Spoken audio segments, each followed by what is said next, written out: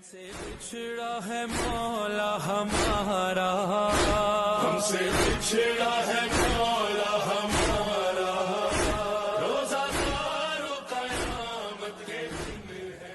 مرج البحرين يلتقيان بينهما برزخ لا يبغيان فبأي آلاء ربكما تكذبان يخرج منهما اللؤلؤ والمرجان فبأي آلاء ربكما تكذبان وله الجوار المنشآت في البحر كالأعلام فبأي آلاء ربكما تكذبان كل من عليها فان ويبقى وجه ربك ذو الجلال والإكرام فبأي آلاء ربكما تكذبان يسأله من في السماوات والأرض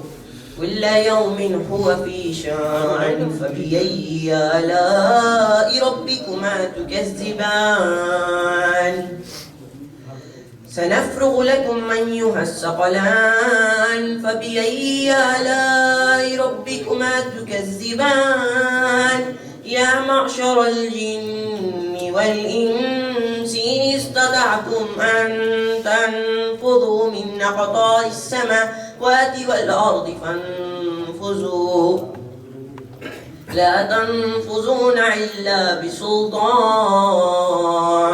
فبأي آلاء ربكما تكذبان يرسل عليكما شواظ من نار ونحاس فلا تنتصران فبأي آلاء ربكما تكذبان فإذا انشقت السماء فكانت وردة كالدهان فبأي آلاء ربكما تكذبان فيومئذ لا يسأل عن ذنبه إنس ولا جان فبأي آلاء ربكما تكذبان يعرف المجرمون بسيماهم فيؤخذ بالناصي والأقدام فبأي آلاء ربكما تكذبان هذه جهنم التي يكذب بها المجرمون يطوفون بينها وبين حميم آن فبأي آلاء ربكما تكذبان ولمن خاف مقام ربه جنتان فبأي آلاء ربكما تكذبان ذواتا أفنان فبأي آلاء ربكما تكذبان فيهما عينان تجريان فبأي آلاء ربكما تكذبان فيهما من كل فاكهة زوجان فبأي آلاء ربكما تكذبان متكئين على فرش بطائنها من استبرق وجنى الجنتين دان فبأي آلاء ربكما تكذبان فيهن قاصرات الطرف لم يطمثهن إنس قبلهم ولا جان فبأي آلاء ربكما تكذبان كأنهن الياقوت والمرجان فبأي آلاء ربكما تكذبان هل جزاء الإحسان إلا الإحسان فبأي آلاء ربكما تكذبان ومن دونهما جنتان فبأي آلاء ربكما تكذبان مدهان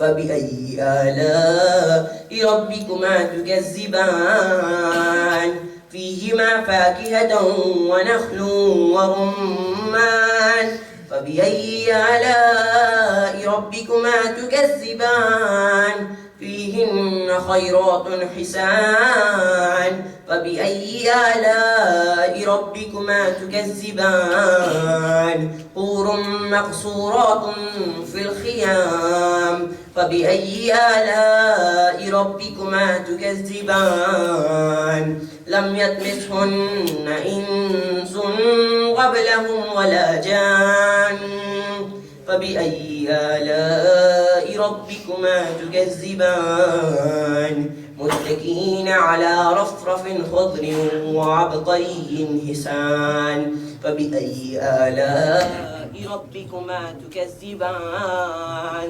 تبارك اسم ربك ذي الجلال والإكرام اللهم صل على محمد وآل محمد وعجل بر محمد وآل محمد صلوات اللهم صل على محمد وآل محمد وعجل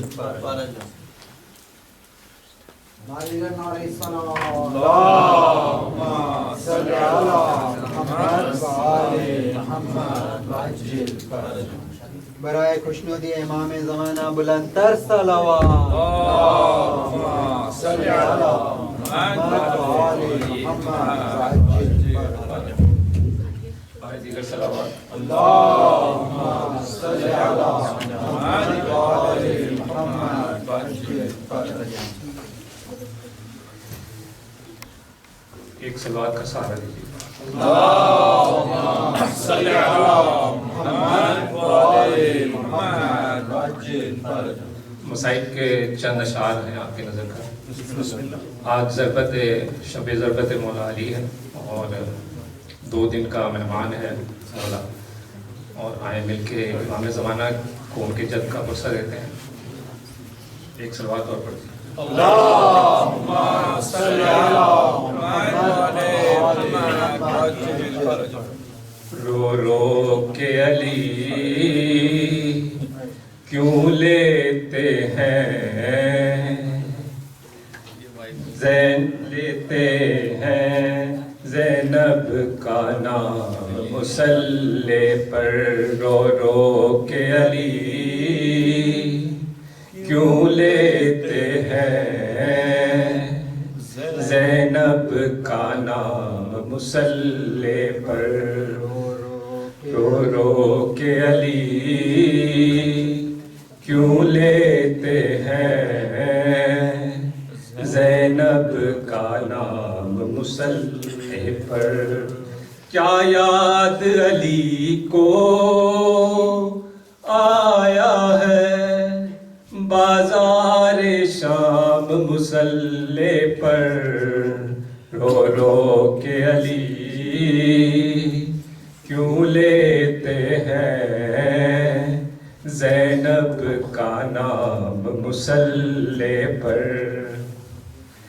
خون جاری تا زخمی سر سے روتے تھے نمازی صف میں کھڑے خون جاری تھا زخمی سر سے روتے تھے نمازی صف میں کھڑے کس طرح حسن نے رو رو کر کی فجر تمام مصلی پر رو رو کے علی کیوں لیتے ہیں زینب کا نام مصلی پر زخمی پہلو جب یاد آیا زخمی پیشانی بھول گیا زخمی پہلو جب یاد آیا زخمی پیشانی بھول گیا زہرا کی مصیبت پر رویا مظلوم امام مصلی پر رو رو کے علی کیوں لیتے ہیں زینب کا نام مصلی پر رو رو کے علی کیوں لیتے ہیں زینب کا نام مصلی پر یہ پہلی فجر ہے زینب کی سجدے میں سکون ملتا ہی نہیں یہ پہلی فجر ہے زینب کی سجدے میں سکون ملتا ہی نہیں دل ڈوبتا ہے آتا ہی نہیں ایک پل آرام مصلی پر رو رو کے علی کیوں لیتے ہیں زینب کا نام مصلی پر رو رو کے علی کیوں لیتے ہیں زینب کا نام مصلی پر دیوار کعبہ بیٹھ گئی الحمد لہو میں ڈوب گئی دیوار کعبہ بیٹھ گئی الحمد لہو میں ڈوب گئی امت سے ملا ہے مولا کو کیسا انعام مصلی پر رو رو کے علی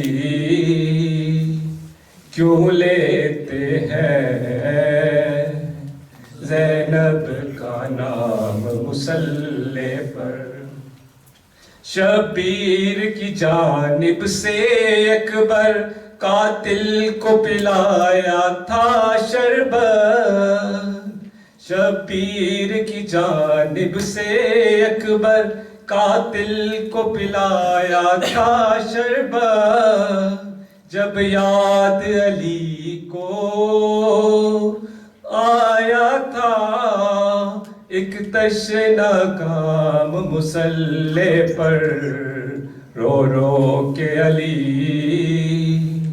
کیوں لیتے ہیں زینب کا نام مصلی پر رو رو کے علی کیوں لیتے ہیں زینب کا نام مصلی پر اس غیرت دار کی غربت پر روتی ہے علی کی غربت بھی اس غیرت دار کی غربت پر روتی ہے علی کی غربت بھی 40 برس جو کہتا رہا الشام الشام مصلی پر رو رو کے علی کیوں لیتے ہیں زینب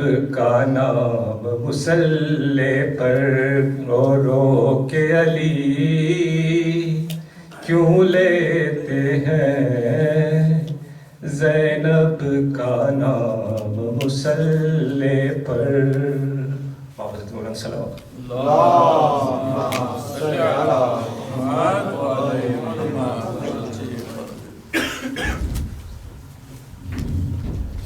بارے دیگر نعرہ صلوات اللهم صل على محمد وآل محمد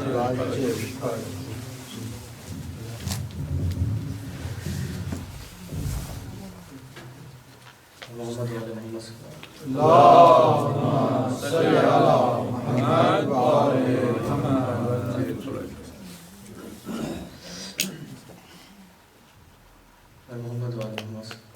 اللهم صل على محمد وآل محمد وعجل فرجهم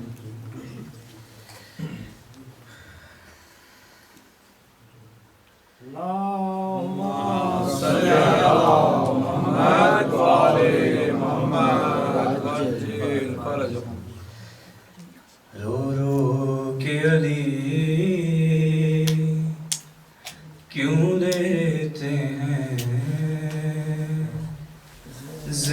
زینب کا نام مسلح پر رو رو کے علی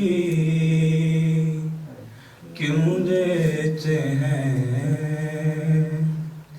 زینب کا نام مسلح پر کیا یاد علی کو آیا ہے بازار شام مسلح پر رو رو کے علی کیوں لیتے ہیں زینب کا نام مسلح پر خون جاری تھا زخمی سر سے روتے تھے نمازی صف میں کھڑے خون جاری تھا زخمی سر سے روتے تھے نمازی صف میں کھڑے کس طرح حسن نے رو رو کر کی فجر تمام مسلح پر رو رو کے علی کیوں لیتے ہیں زینب کا نام مسلح پر کیا ماں کی طرح لینے تم کو مسجد میں چلی آئے زینب کیا ماں کی طرح لینے تم کو مسجد میں چلی آئے زینب بابا کر جا کر دو فضا میرا پیغام مسلح پر رو رو کے علی کیوں لیتے ہیں زینب کا نام مسلح پر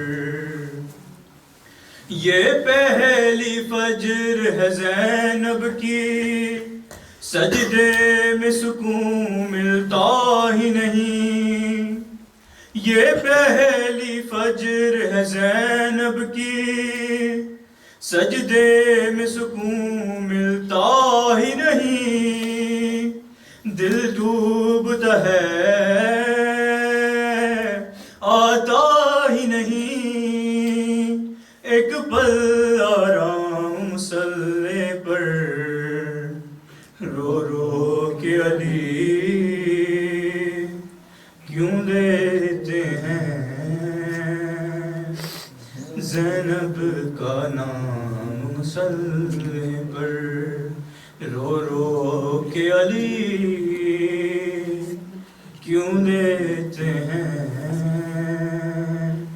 زینب کا نام مسلح پر دیوار کعبہ بیٹھ گئی الحمد لہو میں ڈوب گئی دیوار کعبہ بیٹھ گئی الحمد لہو میں ڈوب گئی امت سے ملا ہے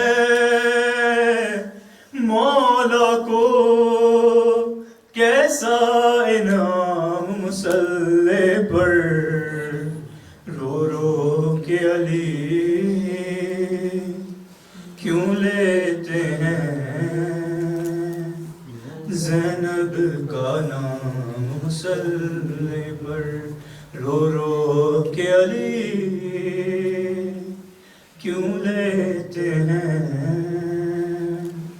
زینب کا نام مسلح پر اور محمد و آل محمد صلی اللهم صل على محمد وآل محمد وعجل دیگر صلوات اللهم صل على محمد وآل محمد وعجل حسینیت زندہ باد حسینیت زندہ باد یزیدیت مرد آباد یزیدیت مرد آباد نعرہ حیدری علی بر محمد و آل محمد صلوات صلی علی محمد و آل محمد وعجل فرجہ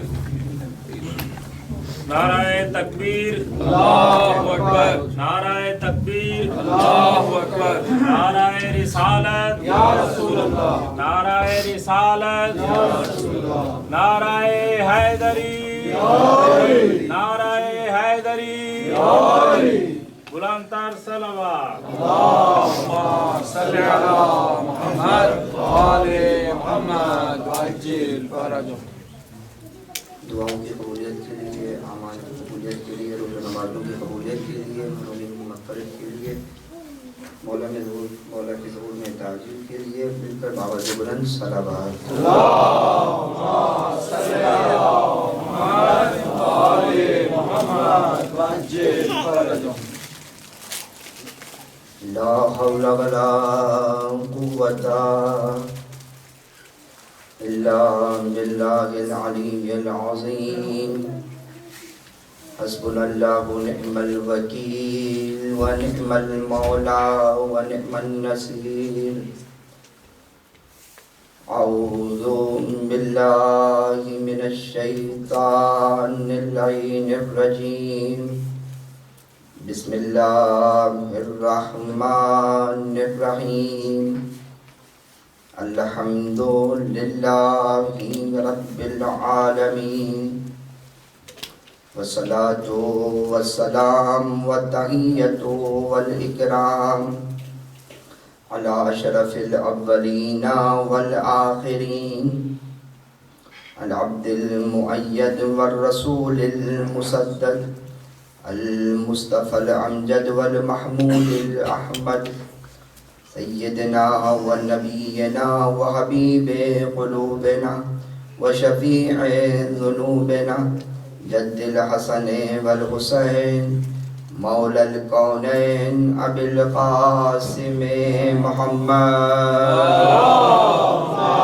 صلی علی محمد و آل محمد عليه الطيبين الطاهرين المعصومين المنتجبين المنتخبين الذين أذهب الله عنهم الرجس أهل البيت وطهرهم تطهيرا صلی علی محمد و آل محمد الحمد لله الذي جعلنا من المتمسكين بولاية أمير المؤمنين والأئمة المعصومين عليهم الصلاة والسلام سيما بقية الله في الأراضين روحي وأرواحنا له الفداء ولعنة الله على القوم الظالمين من الآن إلى قيام يوم الدين رب اشرح لي صدري ويسر لي أمري واحلل عقدة من لساني يفقهوا قولي أما بعد فقد قال سبحانه وتعالى في محكم كتاب الكريم في الذكر الحكيم وهو أصدق القائلين وقوله الحق بسم الله الرحمن الرحيم وما خلقت الجن والإنس إلا ليعبدون صلوات الله اللهم صل على محمد و آل محمد وعجل فرجہ حضرت تعالیٰ نے مظلوم امیر المؤمنین یوں تو یہ مہینہ عبادت اور بندگی کا ہے اور قرآن میں اس مہینے کی فضیلت کے بارے میں خاص احکام جاری ہوئے ہیں اور روایت میں بھی اور حدیث نبوی میں بھی اس مہینے کی عظمت و برکت ایک خاص فضیلت کی حامل ہے، جیسے کہ سورہ بقرہ میں خدا متعال نے ارشاد فرمایا یا ایھا الذین آمنوا، اے ایمان لانے والوں، کتب علیکم الصیام، تم پر روزے فرض کر دیے گئے ہیں، کما کتب علی الذین من قبلکم، جس طریقے سے گزشتہ لوگوں پر روزے فرض کیے گئے تھے لعلکم تتقون، شاید تم متقی ہو جاؤ۔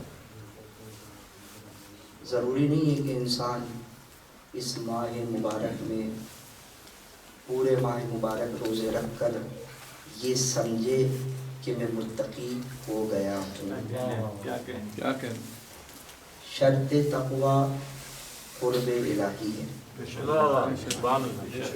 اور قرب الہی کے لیے خشیت اللہ کا ہونا انسان کے دل میں، جب تک انسان کے دل میں خوف خدا نہیں ہوگا تو اس کے اندر جذبہ عبادت بھی نہیں ہوگا، تو اس کے اندر شوق عبادت بھی نہیں ہوگا۔ اسی وجہ سے مومن کے لیے رجا اور امید دونوں کو ایک ساتھ رکھا گیا ہے کہ دیکھو خوف بھی ہو تمہارے دل میں اور امید بھی باقی رہے، کس سے؟ فقط خداوند متعال کی ذات اقدس سے۔ تو یہ مہینہ اپنی برکتوں اور اپنی فضیلتوں کے اعتبار سے خاص خصوصیات کا حامل ہے، اور اسی کے حوالے سے پیغمبر اکرم محمد مصطفیٰ صلی اللہ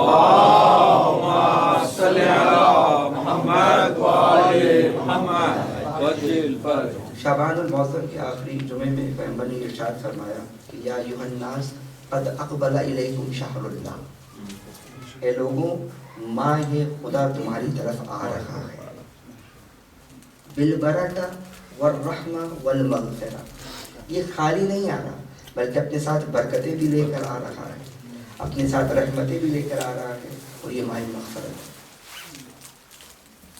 ان تمام فضیلتوں کے ساتھ یہ مہینہ آ رہا ہے۔ ہم اس مہینے میں داخل ہوئے یا نہیں، یہ خود ایک سوال ہے۔ آج کیونکہ ایام شہادت المومنین کی پہلی مجلس ہے اور لیلۃ القدر بھی ہے، تو مقدمتاً ہم نے یہ چاہا باذن اللہ بحکم خداوند متعال اور لطف اہل بیت علیہ الصلوۃ والسلام، کیونکہ ہمارا بالخصوص مجھے یقین ہے کہ انسان کے اختیار میں نہیں کہ اپنی مرضی سے کوئی بات کر سکے، یہ لطف خدا و لطف اہل بیت علیہ الصلوۃ والسلام ہوتا ہے۔ اور دعا بھی میری یہی ہوتی ہے ہمیشہ خطاب سے پہلے کہ پروردگار پہ حق زہرا سلام اللہ علیہ مخاطب کے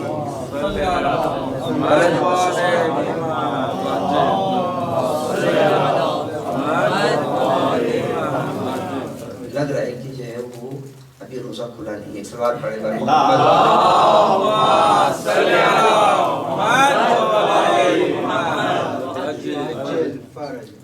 پاک سید کی پاک ذات پر بلند تر صلوات۔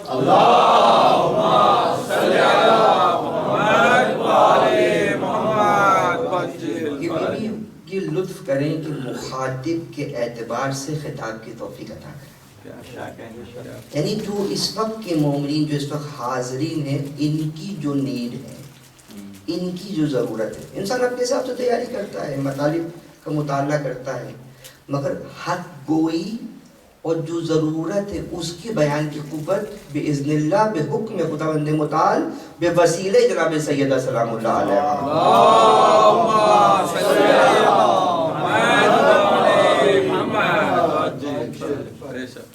تو یہ ضروری ہے۔ خود انسان، ہر شخص اپنے بارے میں بہتر جانتا ہے کہ یہ ماہ مبارک تو آ گیا اور نصف ماہ گزر گیا، آج 19ویں کی شب آ گئی ہے، 10 سے 12 دن جو ہے وہ تقریباً جو ہے وہ 11-12 دن باقی بچے اس مہینے کے۔ ہر شخص اپنے بارے میں بہتر جانتا ہے کہ وہ اس مہینے میں داخل ہوا یا نہیں۔ ہم اور آپ اپنے بارے میں بہتر جانتے ہیں۔ یہ مہینہ آنے سے تو نہیں رکا، یہ ایام تو اپنے آنے سے نہیں رکے، یا اس مہینے کی برکتیں فضیلتیں وہ تو نہیں رکی نا، وہ تو اول ماہ مبارک جیسے ہی شروع ہوا برکتوں کا نزول شروع ہو گیا اور لوگوں کو برکتیں اور نعمتیں ملنا شروع ہو گئی۔ خوش نصیب ہیں وہ لوگ جو اس ماہ کو درک کرتے ہیں، جو اس ماہ کی فضیلتوں، نعمتوں اور برکتوں سے مستفید ہوتے ہیں۔ اب کتنی برکتیں ہیں؟ کہ نومکم عبادت، یعنی تمہارا سونا اس مہینے میں عبادت میں شمار ہوتا ہے. وَأَنفَاسُكُمْ تسبیح، تمہارا سانس لینا تسبیح میں شمار ہوتا ہے. یہ نعمتیں اور برکتیں نہیں تو اور کیا ہیں؟ یعنی اس وقت جو آپ سانس لے رہے ہیں اس ماہ مبارک میں درگویا ذکر خدا بندے متعال کر رہے ہیں. کتنی بڑی فضیلت ہے. وہ ایک آیت قرآن کریم کی ایک آیت کی تلاوت کا ثواب ختم قرآن کے برابر ہے. یعنی عزیزوں خدا بندے متعال ہمارے لیے نیکیوں کا انبار ہے جو ہماری طرف اس نے بھیجا ہے. اب یہ ڈیپینڈ کرتا ہے خود اس شخص کے اوپر کہ کتنا اس انبار اس ذخیرے میں سے اپنے لیے ذخیرہ کر سکے جس سے دنیا اور آخرت دونوں سنور سکے. بھئی ذخیرہ تو خدا متعال کی طرف سے جو ہے وہ اس مہینے میں آ چکا ہے. ہمیں یہ دیکھنا ہے کہ اس ذخیرے میں سے جو نعمتوں کا، رحمتوں کا، مغفرت کا ذخیرہ ہمارے لیے خدا نے متعال اس مہینے میں رکھا ہے اس سے ہم مستفید ہو رہے کہ نہیں ہو رہے. یہ ہر شخص اپنے بارے میں خود بہتر جانتا ہے. ماہ رمضان المبارک میں داخل ہوئے یا نہیں، یہ سوال کیوں کیا میں نے؟ کیونکہ داخل ہونے کے لیے اذن دخول ضروری ہوتا ہے. توجہ ہے. آپ کہیں کسی مکان زیارت پر جاتے ہیں، آپ ابھی ہمارے بہت سارے مومنین عمرے کی زیارت سے مشرف ہو کر آئے. اس کے علاوہ کربلا معلی ایران وغیرہ مقامات مقدسہ، پروردگار تمام مقامات مقدسہ کی حفاظت فرمائے. جو بھی ہمارے مقامات مقدسہ ہیں مراجع الزام میں ان کی جان و مال عزت و آبرو کی حفاظت فرمائے. جو حاضرین اس وقت موجود ہیں ان کو جلد از جلد مقامات مقدسہ کی زیارت سے مشرف فرمائے. مملکت اسلامی کے مؤمنین کی بالخصوص مسلمین جہان دنیا میں جس جس گوشے میں بھی آباد ہیں، بالخصوص شان حیدر کرار، محبین حیدر کرار دنیا کے جس گوشے میں بھی آباد ہیں، ان سب کی جان و مال عزت و آبرو کی حفاظت فرما. مملکت اسلامی کو کفر و نفاق کے شر سے محفوظ فرما. انہیں نصرت و کامیابی عطا فرما. بہت کٹھن حالات ہیں، بہت سخت حالات ہیں. ان حالات میں اپنے آپ کو کنٹرول میں رکھ کر اور خدا کی قربت حاصل کرنے ایک بہت بڑی نعمت ہے. تو ہر مقام زیارت میں داخل ہونے کے لیے کیا ضرورت ہوتی ہے؟ اذن دخول. کہ اذن دخول جب آپ لیتے ہیں، اور اذن دخول کے جملے ہیں، آپ جو لوگ گئے زیارتوں پر انہوں نے مختلف زیارت ناموں سے پہلے اذن دخول، اس کے اندر یہ جملے لکھے ہوئے ہیں. اذن دخول لیتے وقت یرون مقامی، کہ مولا آپ ہمارے اس مقام کو دیکھ رہے ہیں. یسمعون کلامی، اور آپ ہمارے کلام کو سن بھی رہے ہیں. وَيَرُدُّونَ سلامی، اور آپ ہمارے سلام کا جواب بھی دے رہے ہیں. وہ امام ہمارے چاہے غیبت میں ہوں چاہے ظاہری طور پر اس دنیا سے جا چکے ہوں، ہم ان کو حاضر و ناظر جانتے ہیں. اور قرآن کی آیت کے روح سے کہ جو راہ خدا میں قتل ہو جاتے ہیں ان کو مردہ نہ کہو بلکہ وہ شہید ہیں، وہ زندہ ہیں، اور ایک خاص رزق ہے جو خدا نے متعال کی طرف سے ان کو مل رہا. تو ہمارا تو عقیدہ یہ ہے کہ اول محمد سے آخر محمد تک سب آئمہ ہمارے اس وقت حاضر و ناظر ہیں. اور آیت کی روح سے انلم یراہ احد، تم یہ گمان کرتے ہو کہ تمہیں کسی ایک نے بھی نہیں دیکھا. ہم یہ جو عمل انجام دیتے ہیں ہم یہ سمجھتے ہیں ہمیں کسی نے نہیں دیکھا، حالانکہ اس ہر عمل پر، ہمارے انجام دینے والے عمل پر کم سے کم 11 شاہد ہیں. کس کس شاہد سے ہم اپنا منہ مڑائیں گے؟ کس کس سے ہم اپنا منہ چھپائیں گے؟ ہر عمل پر. وہ نیک عمل انجام دے تو اس پر بھی شواہد موجود ہیں، برا عمل انجام دے تو اس پر بھی شواہد موجود ہیں. مگر کتنی بابرکت ہے وہ ذات کہ جو ستار العیوب ہے، ہمارے گناہوں کی پردہ پوشی کر دیتا ہے. اگر ایک دوسرے کی گناہ ایک دوسرے کو پتہ چل جائیں تو وہ ہمیں زندہ نہ رہنے دیں. مگر اس کی ذات والا اتنی بلند ہے کہ اس کی صفت ستار العیوب ہے، وہ عیوب کی پردہ پوشی کرنے والا ہے۔ جب وہ ذات باری تعالی ہمارے عیوب کی پردہ پوشی کرنے والی ہے تو ہم اور آپ کون ہوتے کسی کی عیوب تراشی کریں؟ ہمیں اور آپ کو کس نے اختیار دیا کہ کسی مومن یا کسی مسلمان کے اندر اگر کوئی عیب دیکھ لے تو دوسروں کو بیان کرنے لگے؟ موجود ہے، یہ نقل ہوا ہے کہ اگر کسی کے اندر 99% خامیاں دیکھو، 99% 1% اگر اس کے اندر اچھائی دیکھو تو اس 1% اچھائی کو بیان کرے۔ اور کسی کے اندر اگر فرض کرے کہ اگر 99% اچھائی اور 1% خامی ہے تو اس کی پردہ پوشی کرے۔ مگر برعکس ہے معاشرہ، اگر 99% اچھائی 1% خامی ہے تو 1% خامی کو بیان کرتا ہے، اور اگر اس کے اندر جو ہے وہ 99% برائی ہے اور 1% اچھائی ہے تو اس اچھائی کو بھی بھول جاتا ہے۔ روایت کہہ رہی ہے اگر 1% اچھائی ہے تو اس کو بیان کرو، اس کی برائی پہ پردہ پوشی ڈالو، مگر نہیں۔ یہ کیا ہے؟ یہ کس وجہ سے ہے؟ کہ انسان غفلت کا شکار ہے۔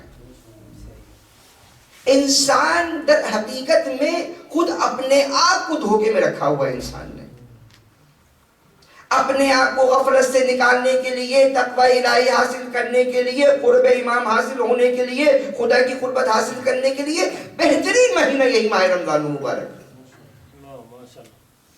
جو پیغمبر اکرم کی حدیث کے بقول میں کہ یہ تمہارے لیے خالی نہیں آ رہا بلکہ برکتوں اور رحمتوں اور مغفرت کے ساتھ آ رہا ہے۔ یہ تو میں نے آپ کی خدمت میں عرض کیا کہ اذن دخول ضروری ہوتا ہے، تو اس ماہ کے لیے اذن دخول 3 مہینے جو گزشتہ ہیں، 2 مہینے گزشتہ جو ہیں اس مہینے کا اذن دخول تھے، ایک ماہ رجب المرجب اور دوسرا ماہ شعبان یہ 2 مہینے مقدمہ تھے ماہ رمضان مبارک کا۔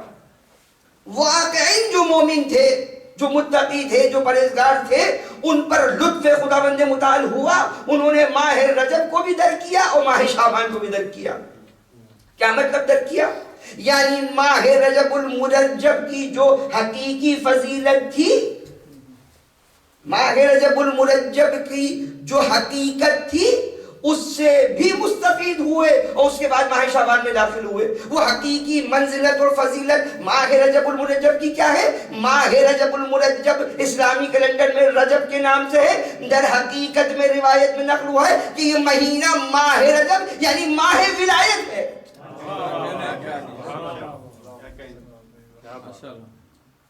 ولایت کس کی؟ یعنی ماہ ولایت علی ابن ابی طالب علیہ السلام۔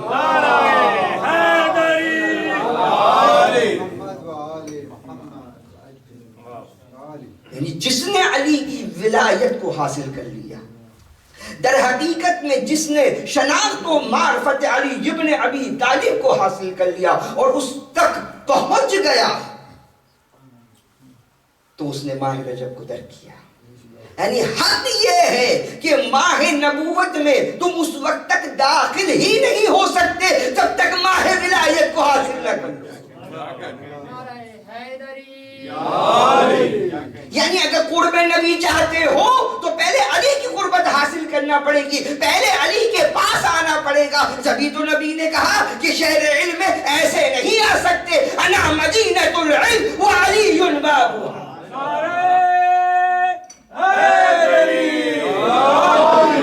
پر محمد وآل محمد صلوات۔ اللہم صلی علی محمد وآل محمد وعجل فرجهم۔ 20 منٹ مقدمے میں گزر گئے، 10 منٹ سے 15 منٹ شاید مشکل میں پاس بچے۔ نتیجہ صرف پیغمبر اکرم، اور پیغمبر اکرم کی نبوت اور رسالت ایک اعلان پر رکی ہوئی ہے، نعرہ حیدری۔ اے پیغمبر بلغ ما انزل الیک من ربک، پہنچا دو جو تم پر نازل ہو چکا ہے۔ یعنی اتنا امپورٹنٹ ہے، بلغ کہاں تاہا، کہاں یاسین کہہ کر پکارا جا رہا ہے۔ کتنا پیغمبر کا احترام ہے خدا کے نزدیک، اور اس جگہ بلغ پہنچا دو، دیر مت کرنا، اب وقت آ گیا ہے کہ اس امر الہی کو پہنچا دو، اس حکم خدا کو پہنچا دو۔ اگر ولم تفعل، اگر تم نے یہ عمل انجام نہ دیا، وما بلغت رسالتہ، پیغمبر اکرم اے محمد مصطفیٰ آپ نے کار رسالت ہی انجام نہیں دیا۔ یعنی اتنا امر مہم ہے، تمام نبیوں کی نبوت، تمام رسولوں کی رسالت ختمی مرتبت پر، اور ختمی مرتبت کی رسالت اور نبوت ایک اعلان پر، اور وہ ہے اعلان ولایت، من کنت مولا ہو فہذا علی مولا۔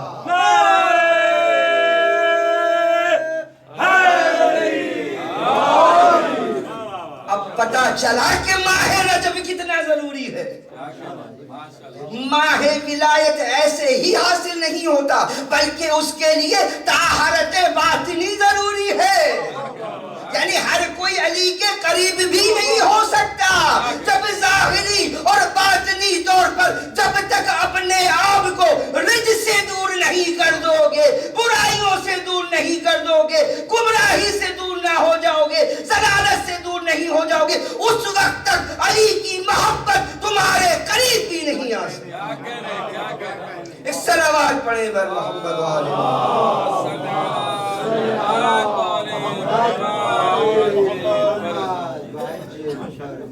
ماہ نبوت میں داخل ہونا ہے، کوئی معمولی بات ہے۔ قرب نبی حاصل کرنا ہے، نبی کے قریب ہونا ہے، شعبان المعظم ہے، ماہ نبی ہے، اور ماہ نبی میں ایسے کوئی داخل نہیں ہو سکتا جب تک ماہ ولایت میں داخل نہ ہو جائے۔ اب جس نے ماہ ولایت کا حق ادا کر دیا تو اب اس کا یہ حق بنتا ہے کہ ماہ نبوت میں داخل ہے، اور ماہ نبوت میں بس جو داخل ہو گیا وہ حقدار بنا کہ ماہ خدا میں داخل ہو سکے۔ اس کے بغیر ممکن ہی نہیں۔ مہینہ آ کر ختم ہوا جاتا ہے، ہم داخل ہوئے یا نہیں اس کو ہمیں سوچنا، اس کی طرف ہم نے متوجہ ہونا ہے۔ یہ مقدمہ تھا آج، اور ایک یا دو باتیں اور کر کے بس آج کی عبادت آپ کی طرف۔ آج پہلی لیلۃ القدر ہے، 3 شبہ یہ لیلۃ القدر ہے، 19ویں کی شب، 21ویں کی شب اور 23ویں کی شب۔ خوش نصیب ہے وہ لوگ جو ان شبوں کو درک کرتے ہیں۔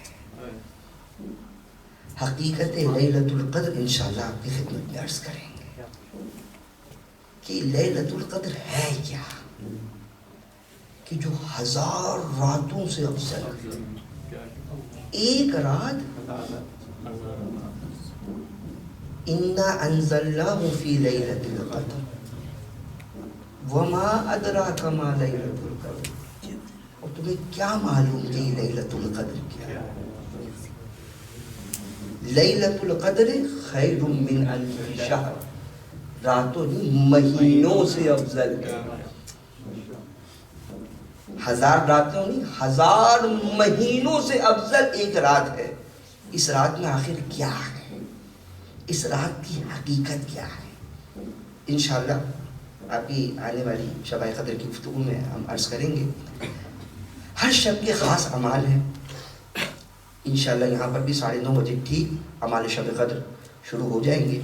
اور آپ یہ دیکھیں کہ پہلی شب قدر میں سے جو پہلی لیلۃ القدر ہے وہ شب ضربت امیر جس کی وجہ سے یہ رات بچی، جس کی وجہ سے یہ دین بچا، جس کی وجہ سے ہماری انسانیت کی بقا ہے، آج شب ضربت ہے اور پہلی لیلۃ القدر ہے۔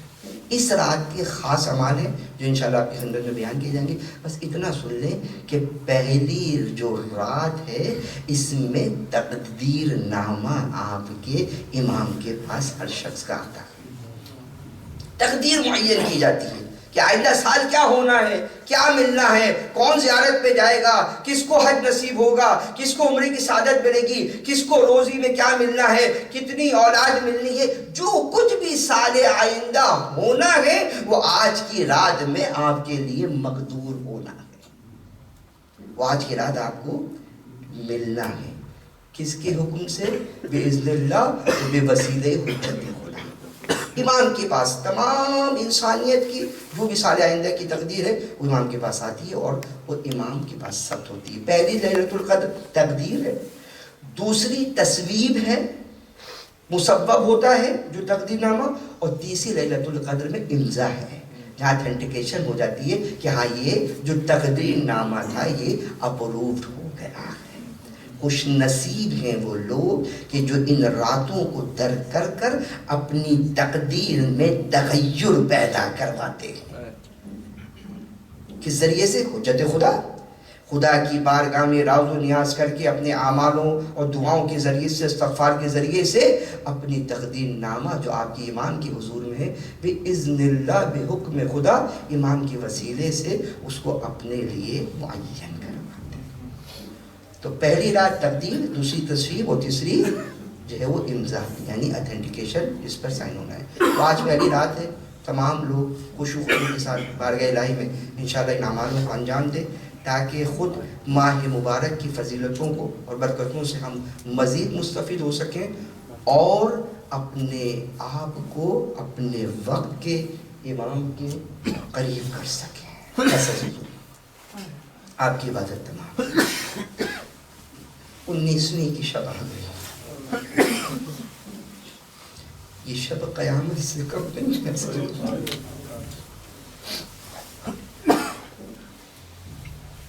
یہ شب کی اگر حقیقت کا پوچھنا ہے نا تو کوئی زینب و کلثوم سے پوچھے کہ اس رات میں کیا ہوا۔ 16ویں یا 17ویں رمضان مبارک آئی تو مولا نے امام حسن کو بلا کر کہا، مولا جانتے تھے کہ کون سا تاریخ، صرف بتانا چاہتے تھے کچھ۔ مولا امام حسن بھی جانتے ہیں، بیٹا حسن آج رمضان کی کون سی تاریخ ہے؟ کہا بابا آج 17واں روزہ ہے۔ ایک دفعہ مولا حسین سے کہا کہ بیٹا حسین عید میں کتنے دن باقی رہ گئے ہیں؟ کہا کہ بابا 12 یا 13 دن عید میں۔ کہ خوش نصیب ہوں گے وہ لوگ جو عید منائیں گے۔ عزیزوں، جیسے جیسے مولا 19ویں کے قریب ہوتے جا رہے ہیں، مولا کی لقاء اللہ کی منزل میں شوق بڑھتا چلا جا رہا ہے۔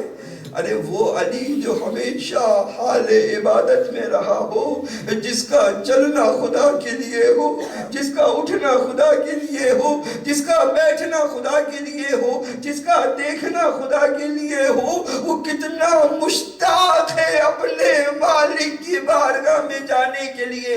حافظو 19ویں کی شب یعنی 18ویں کی جو افطار ہے نا، مولا نے جناب ام کلثوم کے گھر میں کی، اپنی بیٹی کے گھر میں آئے اور آ کر افطار کے لیے جیسے ہی ام کلثوم نے سفرہ افطار کو بچھایا اور لا کر اس پر غذا رکھی۔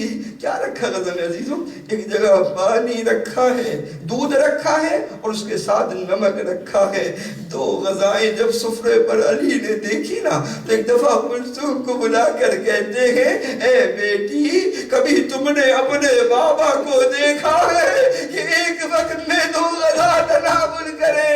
بیٹا ایک غذا کو اٹھا لو۔ ارے بیٹی تھی، بابا کو چاہتی تھی۔ بیٹیاں خاص محبت کرتی ہیں اپنے والدین سے، بیٹی کو خاص محبت ہوتی ہے اپنے بابا سے۔ بیٹی نے چاہا کہ نمک کو اٹھا لوں، مولا نے ایک دفعہ ہاتھ کو روکا، کہا کہ بیٹی دودھ اٹھا لو۔ ہائے میرا مولا، نمک سے افطار کیا، اس کے بعد صحن خانہ میں آتے